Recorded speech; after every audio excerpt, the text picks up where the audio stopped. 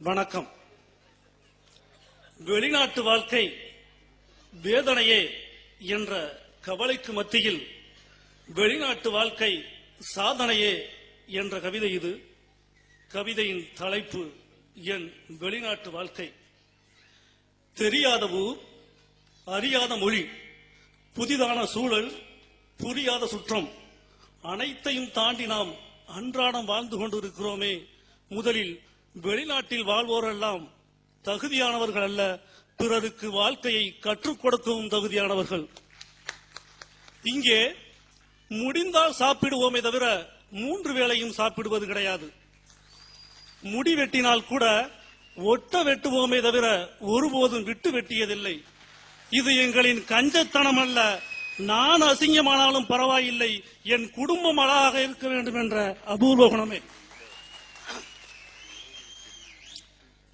பக்கத்து தெருவில் பட்டிமன்றம் நடந்தாலும், தெருமுனையில் தேவாரம் திருவாசகமே சொன்னாலும் காது கொடுத்து கேட்காத நான் இங்கே காசு கொடுத்து காத்து இருக்கிறேன் என்றால் வெளிநாட்டு வாழ்க்கை என் தமிழ் உணர்வை தட்டி எழுப்பி இருக்கிறது என்றுதானே அர்த்தம்.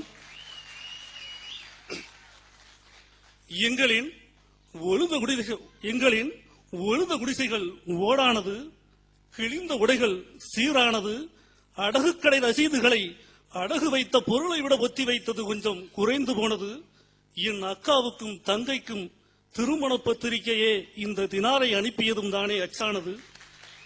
ஆக அப்துல் கலாம் கனவு காண சொல்லி வெற்றி பெற்றோர் உள்நாட்டில் எத்தனை பேரோ எனக்கு தெரியாது, வெளிநாட்டில் உள்ள அத்தனை பேரும் என்று அனைவருக்குமே தெரியும். இங்கே சைவம் அசைவம் கிடையாது. ஐயர் என்னோடு ஆட்டுக்கறி சாப்பிடுகிறார். இங்கே ஜாதி மதங்கள் தடுக்காது. முருகன் முகமதுவை மச்சான் என கூப்பிடுகிறார். இங்கே கலவரங்கள் கிடையாது. கர்நாடகக்காரர் கூட பாணி செய்ய என்கிறார். இங்கே பயங்கரவாதமும் நிலவாது. பாகிஸ்தான்காரர் என் பக்கத்து அறையில் தான் இருக்கிறார். இதன் மூலம் நாங்கள் உள்ளூர் ஒற்றுமையை மட்டுமல்ல, உலக ஒற்றுமையையும் காக்கிறோம் என்று உறக்க சொல்லிக் கொள்கிறேன்.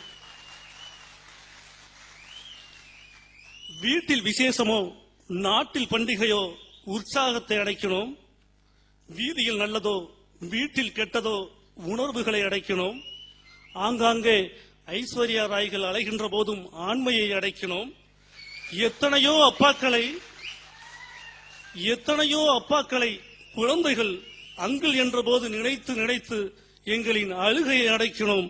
ஆக ஆசிரமங்களிலெல்லாம் சாமியார்கள் அக்கிரமங்களை அரங்கேற்றும் போது ஐம்புலன்களையும் அடக்கியாள்வது அயல் நாட்டில் இங்கே அமர்ந்திருப்போர் மட்டும்தானே.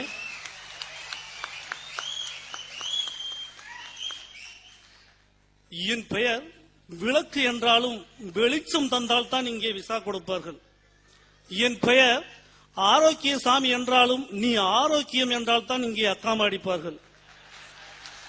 என் பெயர் நல்லவன் என்றாலும் வழக்கு இல்லை என்றால் தான் இங்கே வழி அனுப்பி கூட வைப்பார்கள். ஆகவே நாங்கள் திடம் வாய்ந்தவர்கள் மட்டுமல்ல, உலகில் எங்கும் வாழ தரம் வாய்ந்தவர்களும் கூட.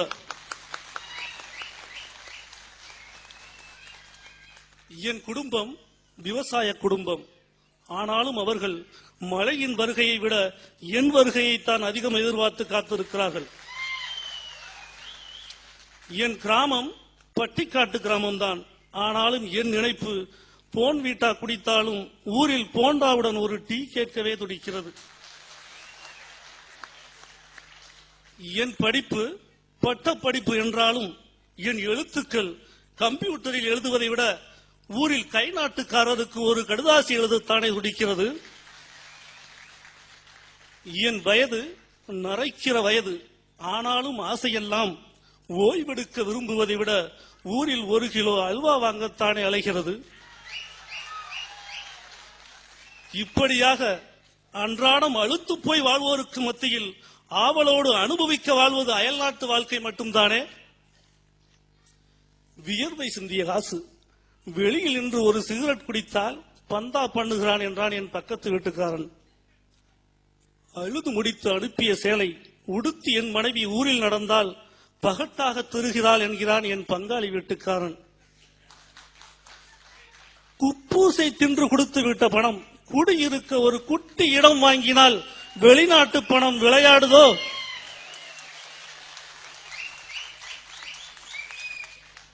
குப்பூசை தின்று கொடுத்து விட்ட பணம் குடியிருக்க ஒரு குட்டி இடம் வாங்கினால் வெளிநாட்டு பணம் விளையாடுதோ என்கிறான் என் எதிர் வீட்டுக்காரன். இப்படி பொழுதுபோகாத பொறாமைக்காரர்களுக்கு மத்தியில் பழுதுபடாமல் பத்திரமாக இருப்பதால் பொறுமைக்கு எடுத்துக்காட்டாய் இந்த பொக்கிஷங்களை சொல்லலாமே. பூமிக்கு காற்று புயலை தந்தது, பொறுத்து கொண்டோம். ஏனென்றால் அதுதான் நமக்கு மூச்சையும் தந்திருக்கிறது. பூவையருக்கு பிரசவம் வலியை தந்தது, சகித்துக் கொண்டோம். ஏனென்றால் அதுதான் நமக்கு வாரிசையும் தந்திருக்கிறது. அதுபோல வெளிநாட்டு வாழ்க்கை சில பிரிவை தந்தாலும் பொறுத்துக் கொள்வோம். ஏனென்றால் அதுதானே நமக்கு பிழைப்பையும் தந்திருக்கிறது. நன்றி, வணக்கம்.